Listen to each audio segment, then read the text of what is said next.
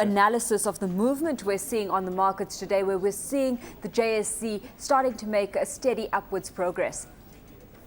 It did. It started very strong actually this morning, and from about 11:30, well, 11:15 or so, we saw quite a sharp drop-off as the S&P future started to come down and we started to level out again. So a very strong start to the morning with a little bit of selling coming in the last half an hour.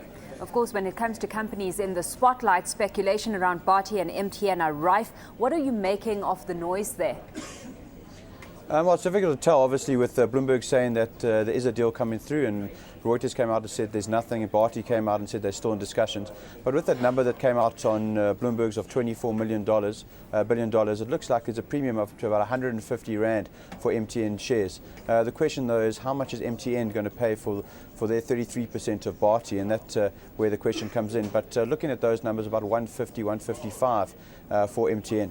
Well, of course, we've got their latest deadline fast approaching. It's approaching at the end of this month. Are we possibly looking at yet another postponement of their deadline, or are you betting on more so on the prospect of news actually coming to the fore within this time frame? Well, the Reserve Bank did say earlier, I think about a week ago, that they have given the go-ahead for any deal to go through. So I think that's quite positive. I think with this announcement coming on Bloomberg, there probably is a little bit where there's smoke, there is some fire as well. So I think there's a good possibility that there will be an announcement in the next week.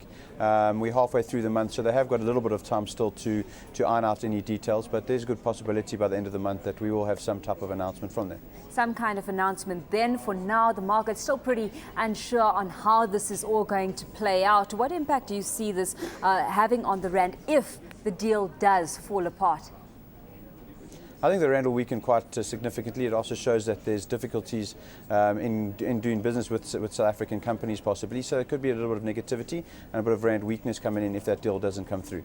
Well, we've certainly had Governor Mboweni voicing his concern around such a strong Rand, but being highlighted is the fact that similar comments were made when the dollar Rand was around about 8 in June, but that the bank didn't actually follow through with action then. So is any possible action from the South African Reserve Bank being anticipated this time around? If they feel like bolstering the reserves and buying some dollars, I think that they will come into the market. But there's so many positives coming in for the Rand. So there's a current account deficit, which is much smaller than it was before. Commodity prices are much higher. The Bharti deal as well. So there's a lot of money flowing in. There's risk coming back into the markets, into emerging markets. So there's so many indicators coming into the country, making that Rand strong, that I think even intervention by the Reserve Bank will be very minimal.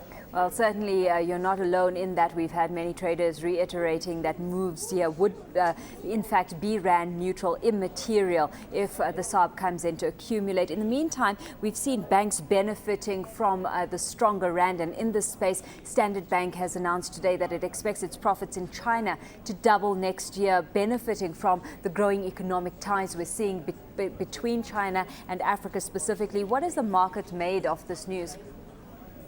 Obviously, what you look at there is that the tie-ups with China and growth into emerging markets is where you should be. They're not saying that they're going to see any of that in the European side of their businesses. So really what you're looking for is banks are looking to get into Africa, get into emerging markets and start financing into Africa. We saw that yesterday Nedbank announced 5.5 billion in preference shares and senior notes, and they're going to use that also to invest into Africa. So we're really looking for banks to move into Africa and start financing there and growing their businesses through that. Well, we certainly know that quite a few of the South African banks have their eyes intently set on Nigerian banks specifically, with all the fallout that's occurred there, and banks in that space sitting at extremely low valuations in many books. So we'll be watching developments there as they unfold. In the meantime, on the local front, we've got Steinhoff booting Discovery of the top 40, of course, re-rating of shares that has seen some coming down more than others, really taking effect, and this illustrating just that. What is the market made of that move?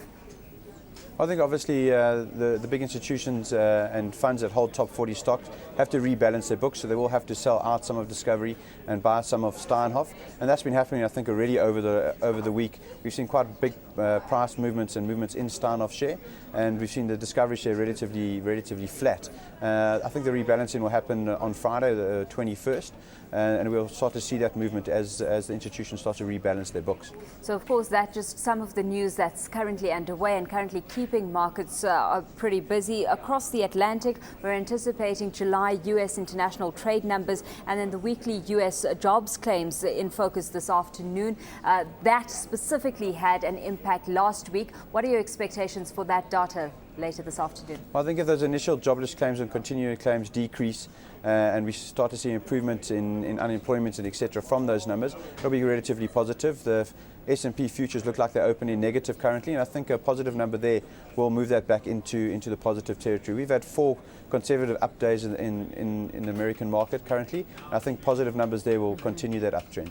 Well, certainly on the local front, we've got economic data out as well, manufacturing data due to be released in just under an hour's time. What are your expectations there, especially considering that yesterday when we saw business confidence index numbers released, we saw an uptick in optimism specifically around the manufacturing space?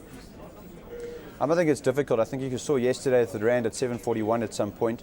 Manufacturing is still going to be under a lot of pressure, and I think we'll see a flat number there, and it'll be very positive for us if it is a positive number. But the manufacturing sector in South Africa really battling at the moment, and a strong rand really not helping them.